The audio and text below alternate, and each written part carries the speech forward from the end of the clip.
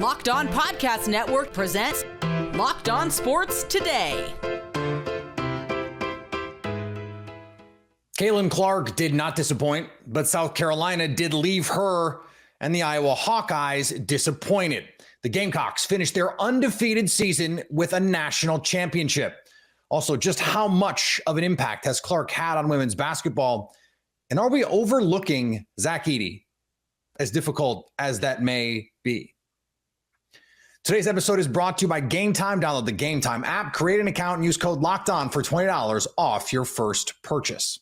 I'm Peter Bukowski, starting your day with the can't-miss stories and biggest debates in sports. You're Locked On Sports Today. Searching all major sports. Found. Let's start with the biggest story.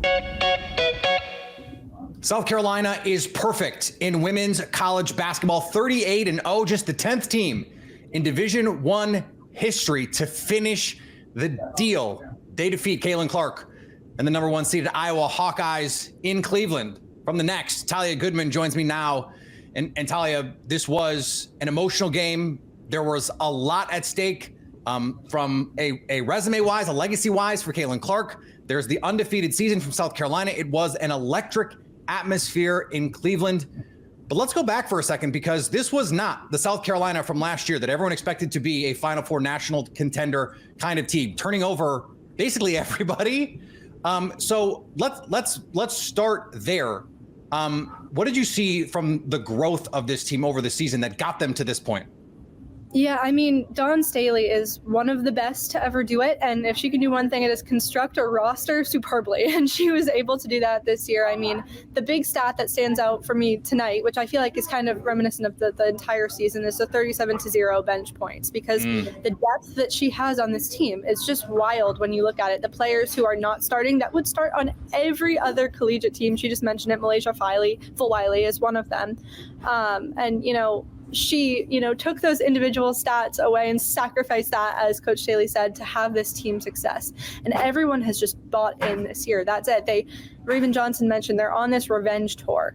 And so with the talent that they have and how she was able to construct this roster and this team, they all had this, obviously everyone does, but this common goal in mind. And they had a lot more to play for this year because they were doubted. And, they weren't even projected in the top 5 in the preseason poll. So it's just, they were able to do kind of the unimaginable this year. And they did it very, very well. And I think tonight was very reminiscent of their entire season. And it just culminated in this perfect season. Yeah, you mentioned the bench scoring. Tessa Johnson led the team in scoring off the bench with 19. And it was also not just the experience on this team. And by the way, a ton of freshmen playing on this team. Tessa Johnson, one of those freshmen. It was in the second half and the second quarter in particular, after Caitlin Clark comes out, absolutely blazing hot, 18 points in that first quarter. In a lot of cases, it was the freshmen calming them down and getting them on track in the second quarter. It absolutely was. And they've been huge this entire year. And I think that just goes to show how much more this team can do, next year. Dawn Staley mentioned, they keep everyone except for Camila Cardoso, which is a big loss. And I don't want to, overstate literally that. And figuratively, right? Right, of course, but they bring back a lot of pieces that were underestimated heading into this year, and I think that just goes to show, I mean, it's not, only up from here because there is no up, but there is the potential to repeat, and I think they're going to be, easily a preseason top 5 team again next year. I led talking about the legacy, Caitlin Clark, of course, being the thing that is on everyone's mind going into the game from a hype and narrative standpoint. But you mentioned Dawn Staley. Mm-hmm. This is her third now title as a coach. We're talking about one of the greatest players in WNBA history, a great collegiate player in her own right, of course, as well. What do you think this means to her for her legacy moving up the ranks as just one of the most important basketball people, especially in women's basketball, that we have in the history of the game? Yeah, I mean, she joins elite company in, winning her third national title. Not many have done it, and she has now done it. So this was a really emotional roller coaster for her on this revenge tour from last year, proving the doubters wrong. And I think it just goes to show, Lisa Bluter, after the game, Iowa's head coach, said she's the one that everyone looks up to. She's the coach that everyone is looking up to and aspiring to be. And I think that's true in so many senses.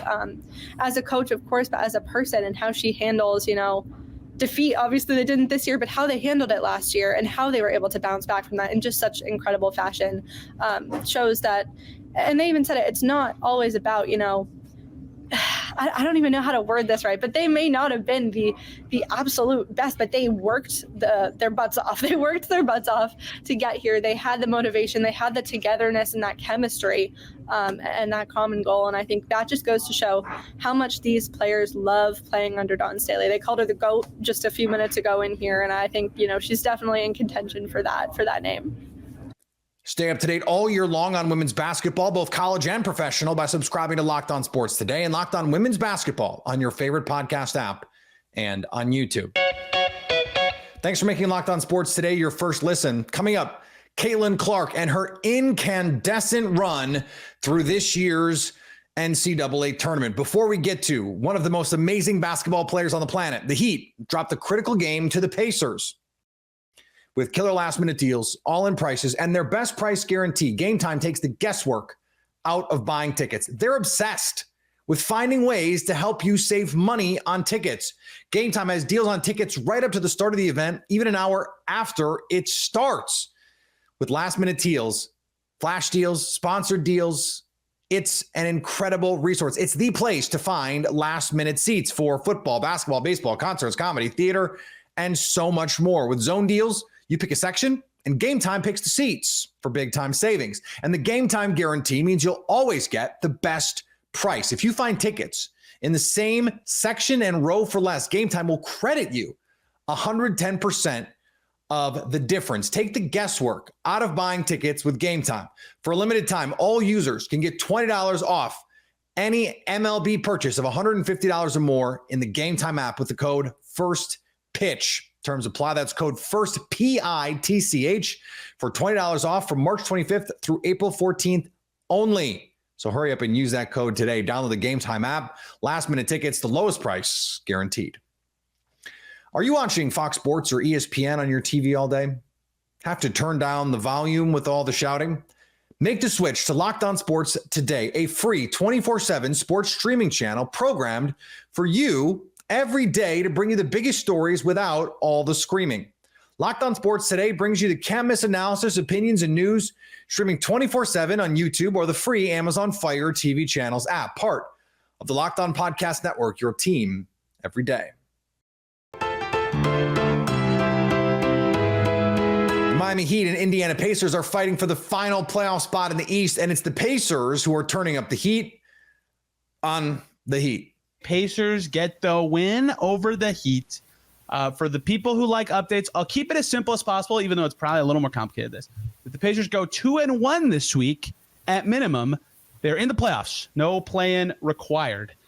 If they go 3-0 this week, their floor is actually now the 5 seed because the Cavs are flailing all over the place. The Spurs and 76ers are playing as we speak. If the Sixers lose, the Pacers only need one win to clinch top 7, and one Heat loss would also, in that case, clinch them top 6. That is what was at stake in this game, Dave, and the Pacers got it done. It was a very impressive win for a young team. NCAA President Charlie Baker wants women's teams that make the tournament to get paid. Baker said Sunday that he is shooting for what's called unit distribution for the NCAA women's tournament, beginning with the 2024-2025 season. Currently, teams that make the women's tournament do not earn any additional money, unlike teams that make the men's tournament, where what's called units are awarded to conferences for each game played. The money then goes to the schools. Women's coaches have been asking for years for that system to change, not only for equity's sake, but as a way to acknowledge the growth of the women's game. Record interest in this tournament from audiences could be the push needed.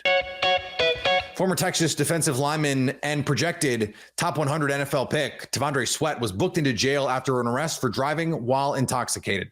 Sweat was the 2023 Big 12 Defensive Player of the Year and the Outland Trophy winner.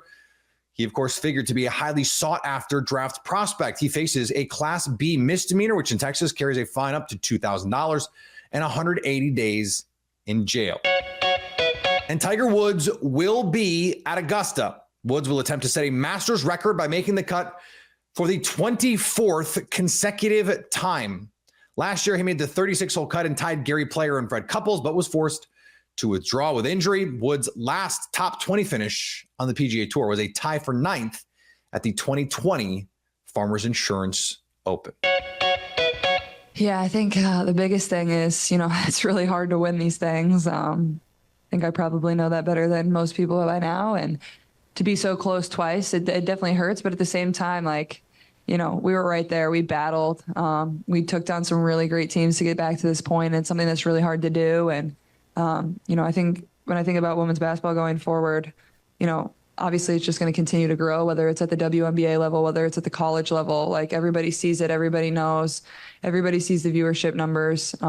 When you're given an opportunity, women's sports just kind of thrives. And I think that's been the coolest part for me on this journey is just, we start our season playing in front of 55,000 people in Kinnick Stadium. And now we're ending it probably playing in front of 15 million people or more on TV.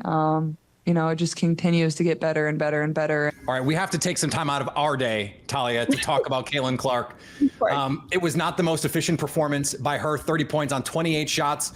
As I mentioned, started with 18 in that first quarter and just could not find the rhythm after that. Hit some big shots in the second half to try and keep it close. Where do you put what we saw? Just like, let's just say this year.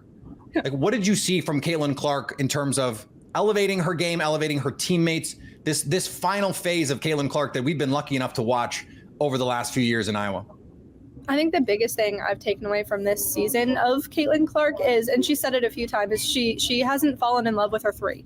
When it's not working, she's able to have that decision making and that high IQ to know, now I got to drive, I got to figure out a way to get it done, right?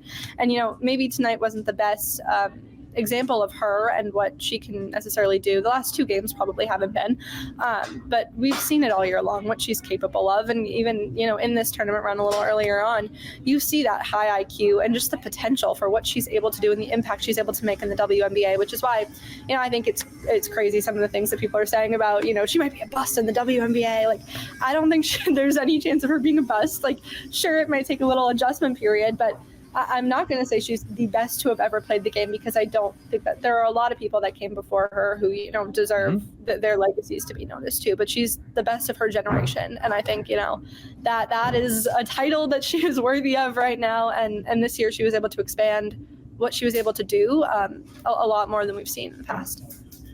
Where do you come down on this argument about needing to win a title to be considered one of the best ever? I think it's dumb, for lack of better words. No. Tell me how you really feel, Talia. I think it's dumb. I think, obviously winning a title helps, but that's a team, that's a team achievement. That's not an individual award. That's not reminiscent of you. What she was able to do with this team. And, people overstate it. Yes, there are so many talented players around her for sure, but she makes them 10 times better at the very least. And so what she's been able to do for this team is, well enough to put her up there in the list of potential GOATs. I'm not saying she's the GOAT, but I don't think you need to win a title to be considered the GOAT. I think that is a team accolade. That is not an individual accolade. Yeah, and what I don't like is the fact that we have to denigrate her teammates to prop her up in this conversation. I don't want to, I don't want to be like, hey, her teammates stink. And no, right, they're big time college basketball players, so they don't stink. But it does strike me that it seems silly that we denigrate the fact that she went to Iowa versus if she went to Yukon or South Carolina or Notre Dame or one of 6 or 8 schools, she'd probably have 2 titles by now and she'd be not as great a player. And so which one do you want? What are we rewarding here? Shouldn't we be rewarding Caitlin Clark and this Iowa program, which will get better now because she went there? I feel like we need to be lifting those kinds of players up. Not that, of course, Caitlin Clark, she doesn't need any help being lifted up, right? But there is part of this conversation that just seems so off to me. I know. No, I was going to make a similar point there with the future of Iowa because of Caitlin Clark is so bright. I mean, imagine what they're going to be able to do recruiting wise in the next couple of years. Obviously they've been good in the past, but what they could be and the potential of what they could be after these back-to-back, championship appearances is just off the roof. It's just, you never know when you have Caitlin Clark maybe coming back to give you a tour. I mean, you want to go there, right? Yeah. Keep tabs on Caitlin Clark all year by subscribing to Locked On Sports Today and Locked On Women's Basketball on your favorite podcast app and on YouTube. Coming up All told jokes aside, are we overlooking Zack Eddy in tonight's championship game? Well, we had so much fun crowning a national championship on the women's side. We thought we'd let the men have a little bit of fun too. It is Purdue and Yukon, the two best teams in men's college basketball all season long. We so rarely seem to get a matchup like this where there is two teams on a collision course and they actually meet in the title game because it's so unpredictable in a tournament of so many 68 teams. Isaac Shade from Locked On College Basketball joins me now. And Isaac, we've had plenty of time to simmer over this matchup because it is the one, as I said, we've been circling all year long. What do you think ultimately decides who wins this game? Zack Eddy, of course, the National Player of the Year. No, I mean, there are so many factors in this game. And I joke about Zack Eddy, but quite frankly, because this is the first time we've ever had a matchup of two centers that are 7'2" or taller in the national championship game. Just the second time we've ever had a matchup of starting centers who are 7 feet or taller. Wow. The other one was two guys named like Elijah Wan and Ewing or something like that. Yeah, I seem to recall those players turned out pretty well. They did okay for themselves. Now, I'm not saying that either Zack Eddy or Donovan Clingan are going to be that. But Donovan Clingan is the first time that Zack Eddy has met another kind of mountain of a man in this stage. And so that could play a critical factor. If he could neutralize Zack Eddy or at least mitigate some of his capability, I like the rest of Yukon better than I like the rest of Purdue. And so, I really do think, and I know it's the big talking point, is that matchup in the paint, but I really do think it's the most important thing to watch. Each of these teams dispatched their final four opponents with relative ease: 63-50 over North Carolina State for Purdue, 86-72 over Alabama for Yukon. Does either team have what you would consider a rhythm advantage, a team that may be clicking on a little bit of a higher cylinder right now? Each of them have more or less walked through their sides of their bracket. I think they're both at a similar kind of pace, Peter, similar to what you're saying there. I don't think that either team has more of a rhythm advantage, but I like that idea. It's therefore going to be about who can best manage nerves leading up to tip.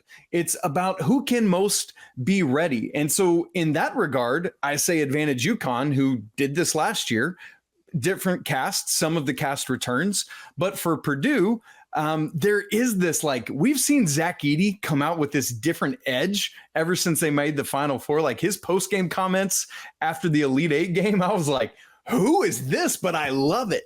And so I'm expecting both of these teams, because of what you said, because of how high level and elite they both are, like I'm expecting this to come out guns blazing from the tip. It's not, you mentioned the women's game, where Iowa got off to that ridiculously hot start over South Carolina, who of course survived that attack and came back and counterpunched. And so that's what I expect. If one team does come out rolling, the other team will counterpunch. And by the way, Peter, how cool is it that the women's national championship game, a 1 seed versus a 1 seed, the number 1 overall team versus the national player of the year, we get that exact same thing tonight. A 1 versus a 1, the number 1 overall versus the national player of the year. Man, it's going to be awesome. We had plenty of discussion about legacy with the women's game, Caitlin Clark, Dawn Staley, but these are two programs that have a lot on the line here. Purdue trying to validate what has really been decades of work going back, Matt Painter and all Robbie Hummel. Like we're talking about a long trajectory here. Whereas Yukon, this has been, Bobby Hurley has just all of a sudden flipped the switch and it's like Jim Calhoun 2.0 here. Who do you think benefits more from a program standpoint of getting this national title? From a program standpoint, who benefits more is Purdue. Yukon already has the foundation to stand on. If Yukon doesn't win this game, I already consider them a blue blood.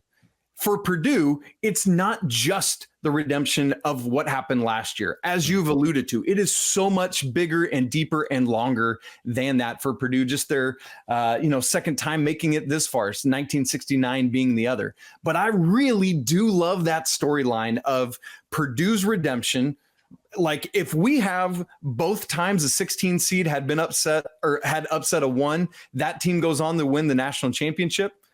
we're going to have one seed start tanking so they can win the national championship next year, right? Like, but as for Yukon, Peter, this is true legendary kind of stuff here. Since the field expanded to 64 teams in 1985, we've only had 2 back-to-back national champions, Duke in 91 and 92 and Florida in 06, 07. Not UCLA. They didn't do anything like this in the modern era, right? Just the third time we're looking for that to happen. Yukon can immortalize themselves. And they're right now, Peter, only 3 programs in history have 6 or more national championships.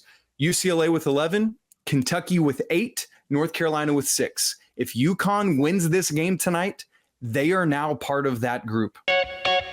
Nelly Korda is on a roll not seen on the LPGA Tour in almost 20 years.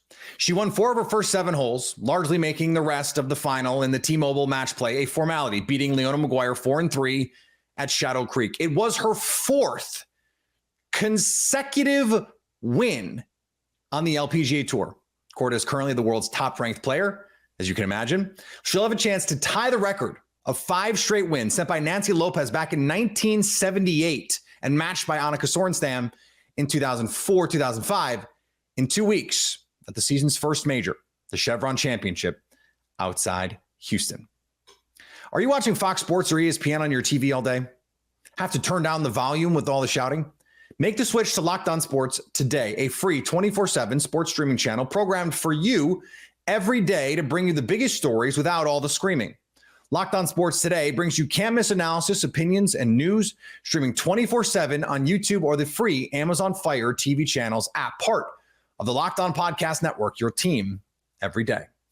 Coming up on the next Locked On Sports today, will it be Purdue or Yukon hoisting that trophy in the men's championship? So at least until tomorrow, stay locked on sports today.